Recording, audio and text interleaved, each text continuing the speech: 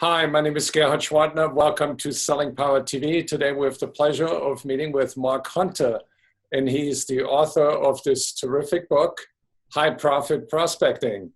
Welcome, Mark. Thank you for having me on today. Very much appreciated. So what are your qualifications for writing about prospecting?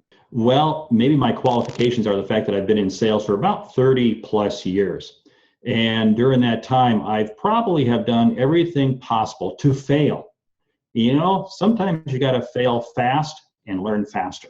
So over those 30 plus years, I've just learned how to really make it happen from a prospecting standpoint, both from a corporate perspective and as a solopreneur. So it sounds like you taught yourself to be comfortable with being uncomfortable. That is a great way to describe a successful salesperson, because you know what? When you're uncomfortable, that means you have a desire to probe a little bit deeper, push a little bit further.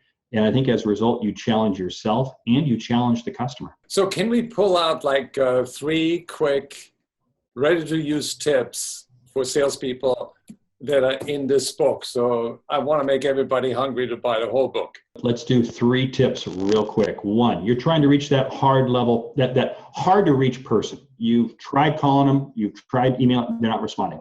Call them right at the top of the hour. The top of the hour works good because busy people schedule their meetings at the top of the hour. It's just like you and I. We schedule our meetings at the top of the hour. It is the one time when that busy person may just be available, may just take your call. That's a perfect way. 2, write your email so it looks good on a smartphone. Too many great prospecting emails look pretty stupid on a smart device.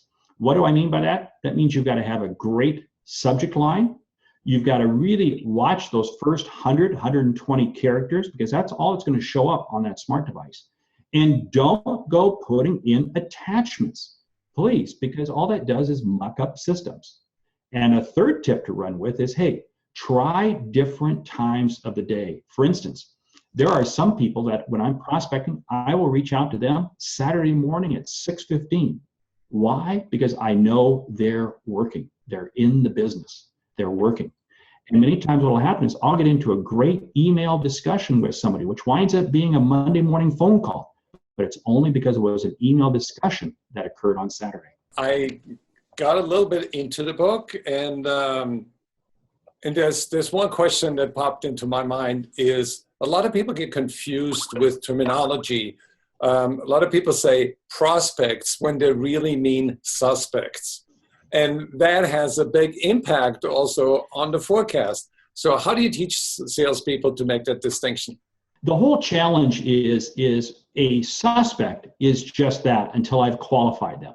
I qualify them when they have shared with me a piece of proprietary information. What is proprietary information? That's something not known publicly. Because think about that. You won't share with me any proprietary information unless you had a level of confidence and competence in me. To me, that is the element of now I can begin to move you into the selling process.